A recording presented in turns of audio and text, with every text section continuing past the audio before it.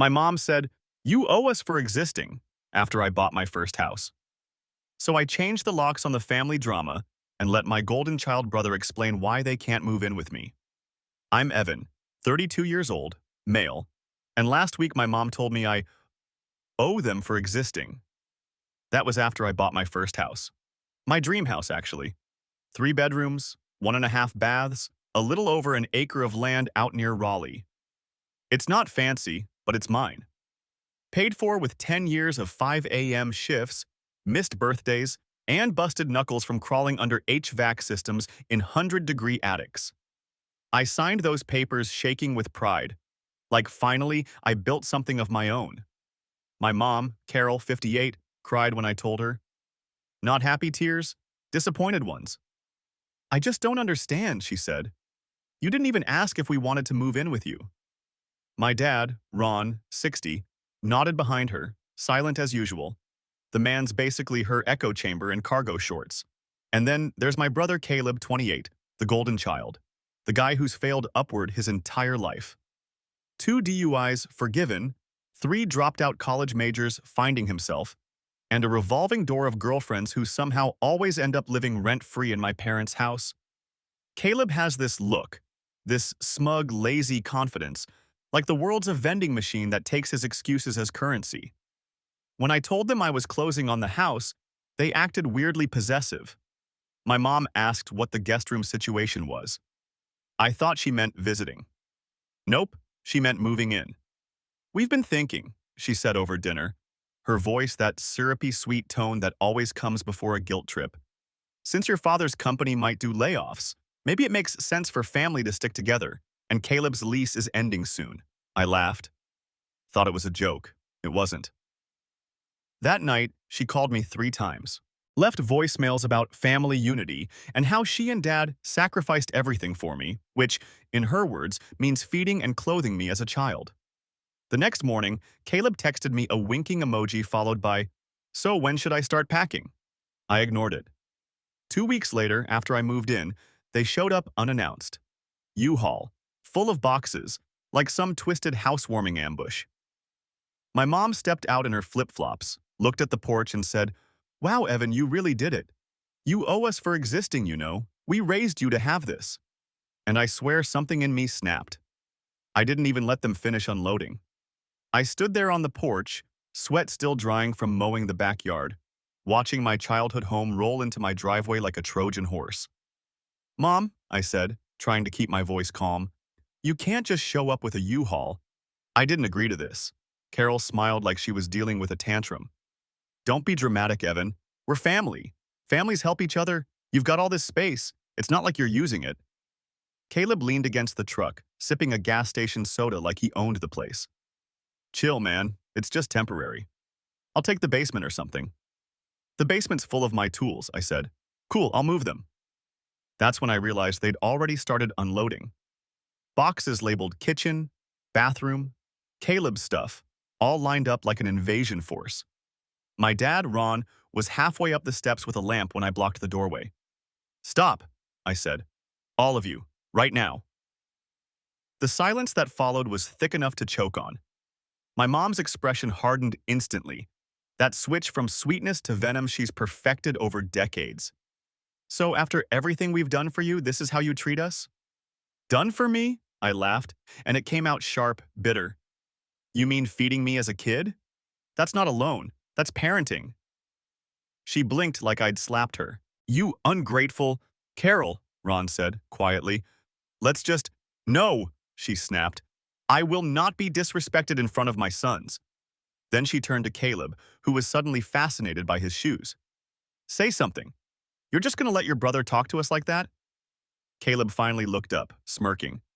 "I mean, you kinda sound like a jerk, man. It's just family." I felt this cold anger crawl up my chest, not the explosive kind, but the slow-burning, dangerous kind. "You've all had years to make something of your lives. You didn't. That's not on me."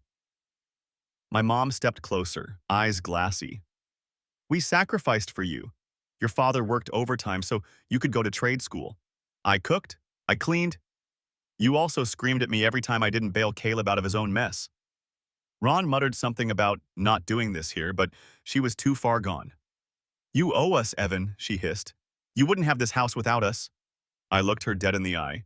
And you're never living in it. For a second, everything went still. Just the sound of a cicada droning somewhere. Then she threw the first box. It burst open on the driveway, dishes shattering across the concrete. Fine, she screamed. You'll regret this.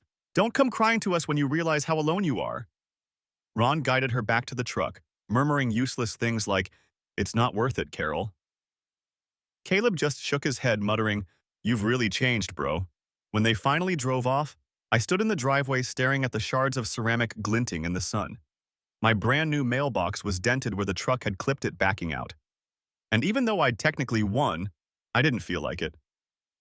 The air still buzzed with their voices, all those years of guilt and manipulation echoing in my head. But something in me shifted that day. I realized boundaries mean nothing to people who never had to respect them. And I knew, deep down, that this wasn't over. For a week after the U-Haul ambush, things were quiet. Too quiet. I almost started to think maybe they got the message. Maybe they'd finally leave me alone. But that's not how my family works. Carol doesn't accept boundaries. She treats them like puzzles to solve. It started small. I'd get accidental deliveries, packages addressed to my mom or Caleb showing up at my doorstep, cookware, a mini fridge, a mattress topper. I called UPS to confirm. Yep, all sent to my address intentionally. When I asked Carol about it, she acted clueless.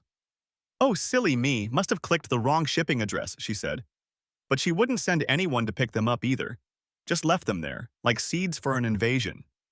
Then she started showing up to water the plants. Plants she gifted me as a housewarming present, which apparently came with visitation rights. She'd knock twice and walk right in, waving a plastic watering can like it was her golden ticket. Oh, Evan, don't be so paranoid. I just wanted to check on my peace lily, she'd say, wandering through my kitchen like she still lived there. I changed the locks after the third time. That's when she really lost it. I was in my workshop one Saturday, fixing the hinge on a cabinet door when I heard someone pounding on the front door. Not knocking.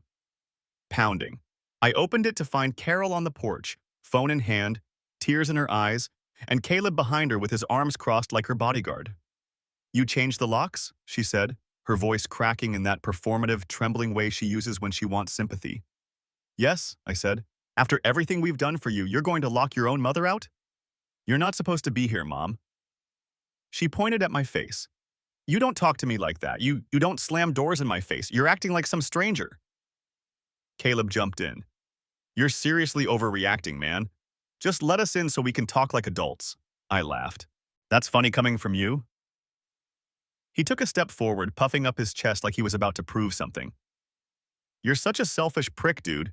You've got this whole place to yourself and you can't even let your family stay for a while? You think you're better than us now? Yeah, I said steady. I do. He froze, like I'd just smacked him. Carol gasped, clutching her pearls. Literally. Evan, how could you say that to your brother? Because it's true. You've both leeched off me and made me feel guilty for not carrying your failures. Not anymore.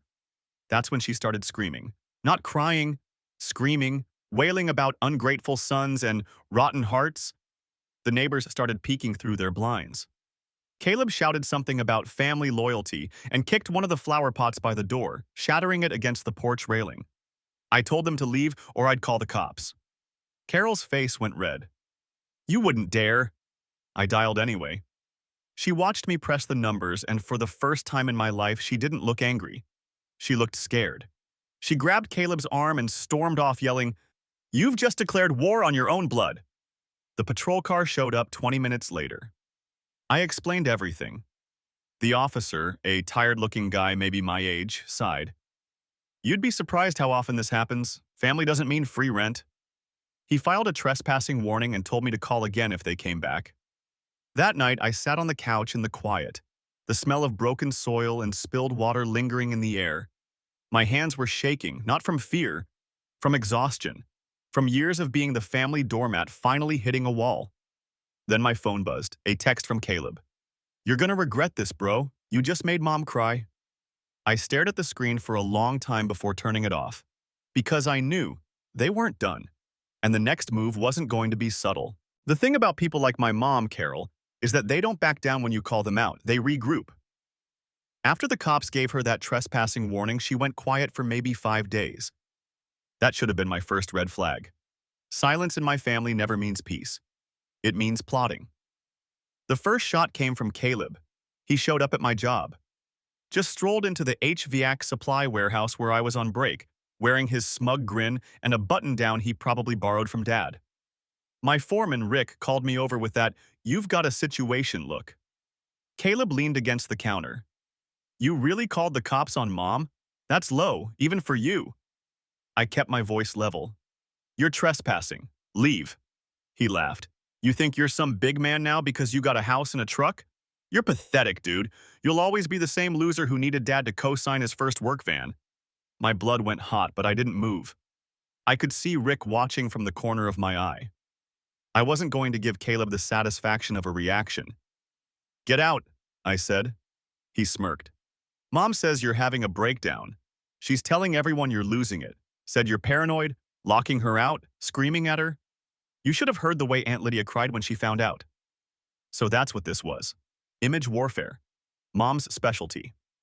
By the end of the week, half the extended family had texted me some variation of, "We're worried about you," or "You should make things right with your mother."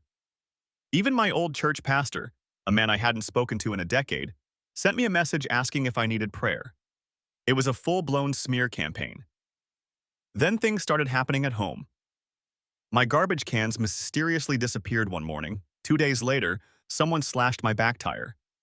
Then the motion light by my garage stopped working. Not broken, just unscrewed. That's when I bought cameras. The footage from the second night made my stomach drop. There, clear as daylight under the front porch light, was Carol, holding a flashlight, creeping around my driveway like she was casing the place. At one point, she bent down to the flower bed and dug something into the soil. When I found it the next morning, it wasn't a dead animal or anything. It was one of her old framed photos of the family. The glass cracked, the frame covered in dirt. Me, her, Ron, and Caleb, smiling at a cookout from 10 years ago. She'd buried it halfway under the rosebush. A message, not subtle, not sane. That was the moment the fear started mixing with rage. It wasn't just her being dramatic anymore, it was deliberate intimidation. When I confronted her over the phone, she didn't even deny it. "You shut us out, Evan. You brought this on yourself. You need to remember who made you." "I remember exactly who made me," I said, voice shaking. "And it wasn't you. It was every hour I worked to get away from you."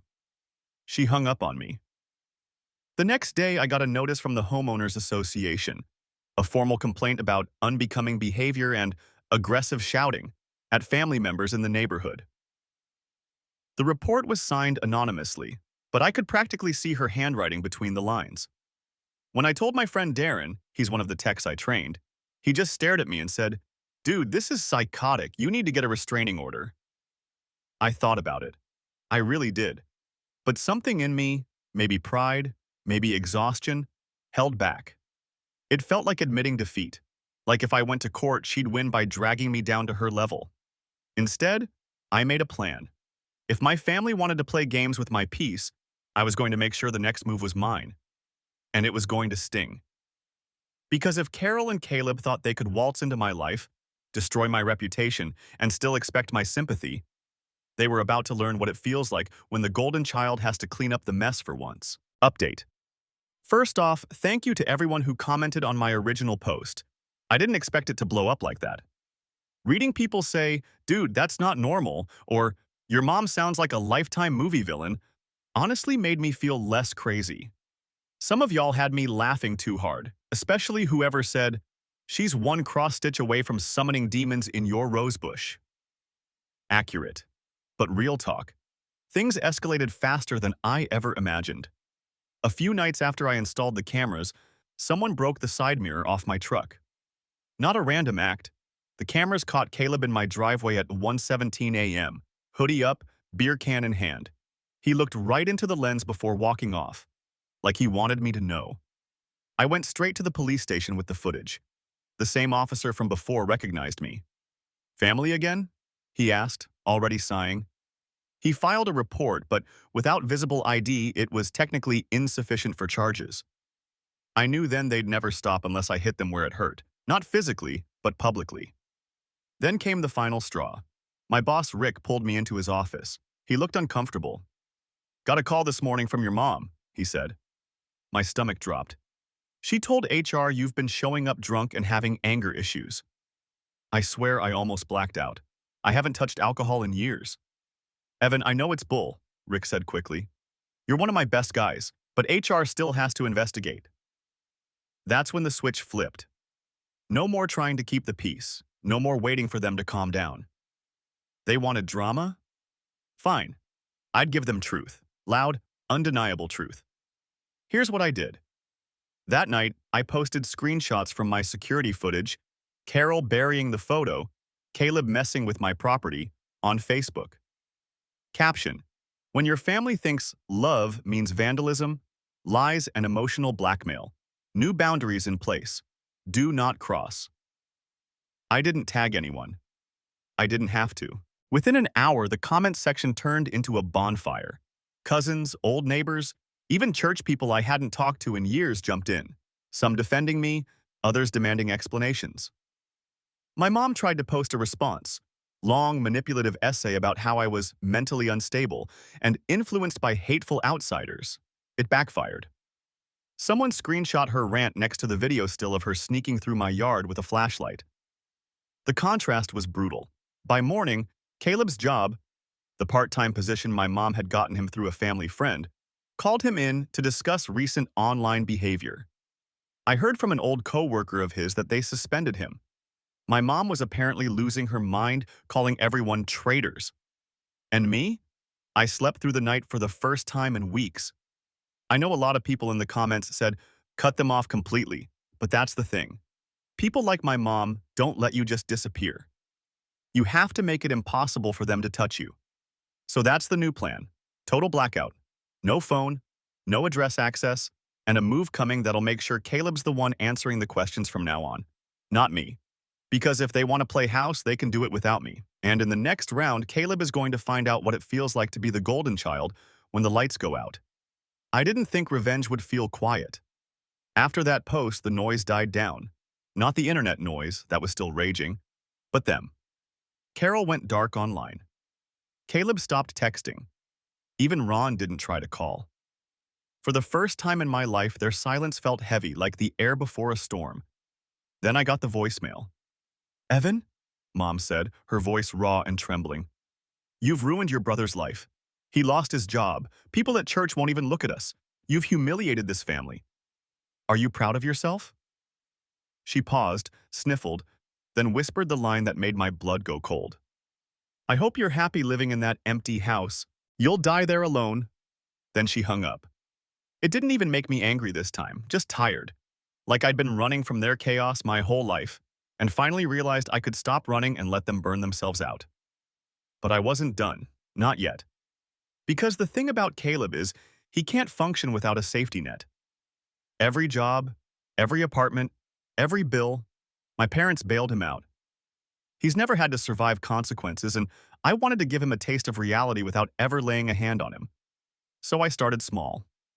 A week later, I got a call from an old buddy, Travis, who works at the same company Caleb had just been fired from. "Dude," he said, "you wouldn't believe the crap your brother's been saying.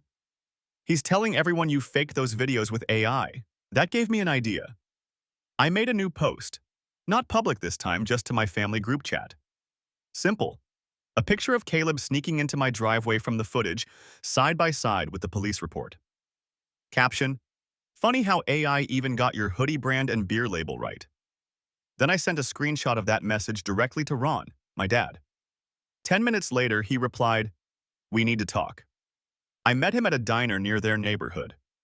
He looked older than I remembered, pale, drained, like years of enabling had finally caught up to him. He slid into the booth and said, "Your mother's out of control. Caleb's been lying to us." Apparently, Caleb had told them I hacked his phone and framed him. But when my dad confronted him, he doubled down, yelling about forgiveness and loyalty. It ended with Caleb throwing a beer bottle at the garage door and storming off. I didn't even have to lift a finger. They were doing it for me. 2 days later, I sent my mom one last text. Boundaries aren't punishment, they're protection.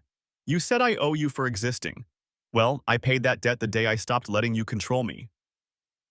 And then, because I knew she'd never let the final word rest, I blocked her. The next part just happened on its own. Caleb showed up at my house one night, not to apologize, but to scream in my driveway, drunk and shaking.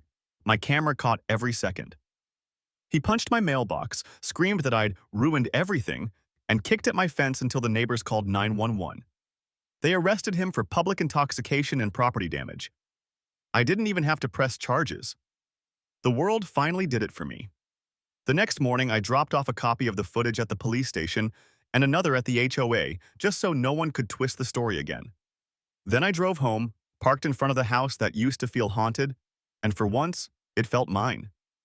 Carol called later that week from a blocked number. I didn't answer. She left a message anyway, crying, saying she couldn't believe her boys were turning against each other. But I could hear something new in her voice this time. Not rage, not guilt-tripping, fear. Because deep down, she finally understood. She'd lost control of both of us, and I wasn't the one who'd fallen apart. For about 3 weeks after Caleb's arrest, I had quiet. Real, unbroken quiet. The kind where you wake up and realize the only sound in your house is your own breathing. I'd get home from work, toss my boots by the door, and just exist. No guilt-tripping voicemails, no knocks on the door, no fake apologies wrapped in manipulation. I even started sleeping better, eating better. For the first time in my life, I didn't feel like I was living in someone else's shadow. But then, like clockwork, Carol found a new angle. It started with the neighborhood Facebook group. Someone made a post warning about unreliable contractors working in the area, shady types who overcharge and prey on elderly homeowners. It had no names, but the details matched my business exactly. Same company truck color, same initials. 3 guesses who posted it. When I commented to correct the record, the post vanished within the hour. But the damage was done. I lost 2 small clients that week, both older couples who suddenly found someone else. The thing is, I wasn't even mad. I was impressed. After everything that had blown up, she still had the energy to keep swinging. Then she pulled the nuclear option. One Thursday morning, I got a call from my dad, Ron, voice low and uneasy. "Your mom's in the hospital," he said. "She fainted at church. They're keeping her overnight." For a second, every boundary I'd built cracked. I threw on my jacket halfway to the truck before I stopped myself. The last time she'd collapsed, it had been right after a fight, a convenient fainting spell that got her out of apologizing. I wasn't falling for another performance, so I didn't go. That night, I got the text. "You didn't even visit your own mother. Everyone knows what kind of son you are now." It was from Caleb's number. He was out of jail, apparently, still playing messenger. Something in me hardened. The kind of quiet anger that doesn't shout. It plans. The next morning, I called Rick, my boss, and asked if he'd mind giving a quick statement to the HOA about my reliability. He laughed. "Buddy, after the overtime you've pulled, I'll write you a damn letter." Then I started sending out copies of the police report, security footage, and harassment logs. Not to the cops this time, but to the HOA, my clients, even the local pastor who'd been spreading her gossip. Nothing dramatic, just facts, receipts, dates, screenshots. By the weekend, my phone was blowing up. Not from her, from people apologizing. The HOA issued her a formal warning for false complaints. The pastor stopped returning her calls, and one of my clients, an older lady who dropped me after that Facebook post, called and said, "I didn't know your own mother was behind it. I'm sorry, honey. I rehired you." That was the turning point. The moment the lie machine stopped working, then came the cherry on top. That Sunday, I got a message from a number I didn't recognize.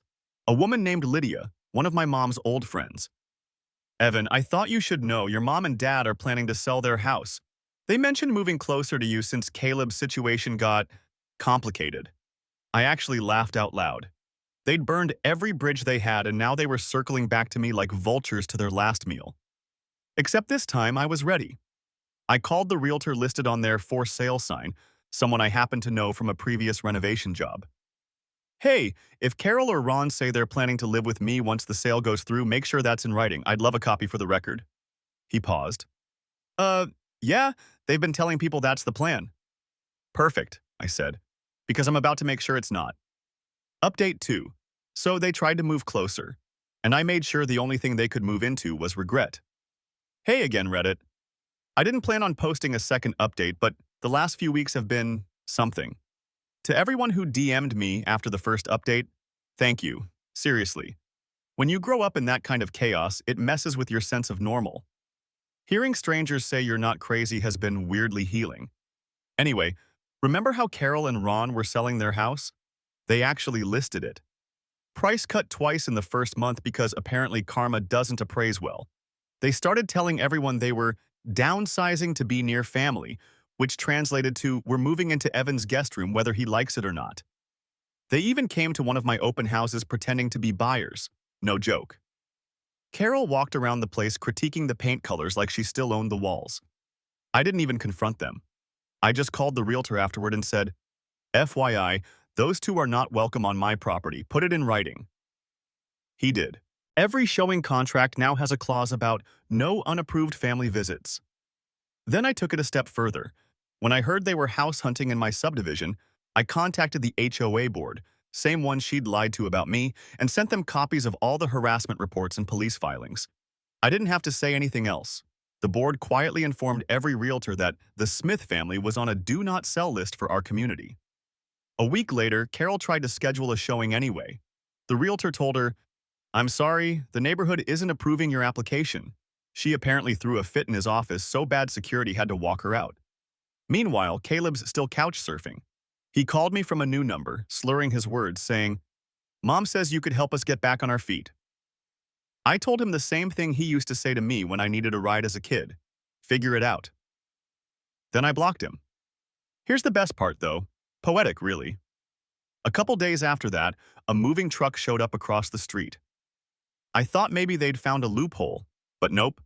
Turned out to be a younger couple with 2 kids, first-time buyers. The realtor I'd worked with texted me, Your parents' offer fell through. These folks got the house instead. That night, I sat on my porch with a beer, watching the new family carry boxes inside. The little girl ran across the yard with a soccer ball, laughing. For the first time, that street felt like it belonged to someone who deserved it. No yelling, no guilt, no manipulation, just peace. I know some people think revenge means grand gestures, ruining lives, going scorched earth. But mine wasn't about that. It was about closing the door and finally locking it, about realizing I don't owe anyone for existing. The other day, I got a card in the mail. No return address, just handwriting I recognized instantly. Inside it said, Family is forever. You can't erase blood. She's wrong. You can't erase blood. But you can stop bleeding for people who keep stabbing you. And that's exactly what I did. The strangest part of peace is that it feels wrong at first. You spend so many years walking on eggshells that silence starts sounding suspicious. Every quiet morning, I'd half expect a knock on the door or see my mom's car parked across the street. But nothing. Weeks passed, then a month, and the quiet stayed. I didn't realize how much they'd gotten under my skin until they were gone. I'd catch myself flinching when my phone buzzed, bracing for another guilt trip or voicemail. It took time, small things, normal things, to retrain my body to stop reacting. I started fixing the damage they left behind, one piece at a time. Replaced the dented mailbox. Repainted the front door that Caleb had kicked. Reseeded the patch of grass where that shattered flower pot had spilled. It was weirdly therapeutic, erasing their fingerprints from the house I'd built on my own. Work picked back up too. Rick promoted me to site supervisor, said it was long overdue. My coworkers threw me a little cookout to celebrate. I didn't realize until halfway through that it was the first time in years I'd felt surrounded by people who liked me without needing something. One Saturday, I drove out to the lake an hour outside Raleigh, a spot I hadn't been to since high school. I sat there for hours watching the water shift under the wind. I thought about Caleb, about Carol and Ron, about how all those years I spent trying to earn their approval were like trying to drink from a poisoned well. No matter how much I gave, it was never enough to make them full. A funny thing happened, though. I didn't feel angry anymore. Not pity, not triumph, just distance, like the story belonged to someone else. About a month later, I ran into Ron at a gas station. He looked smaller somehow, older.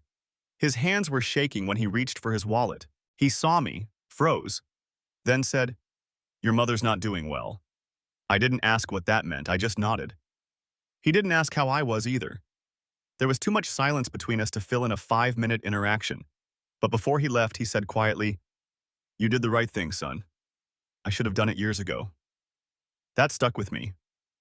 The next morning, I opened every window in the house, let the air move through every room. I could still smell traces of paint and cut grass, but underneath that, something new, something clean. For the first time in a long time, I didn't feel like the black sheep or the family disappointment.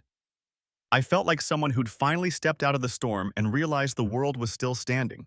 And for once, I didn't owe anyone a single thing.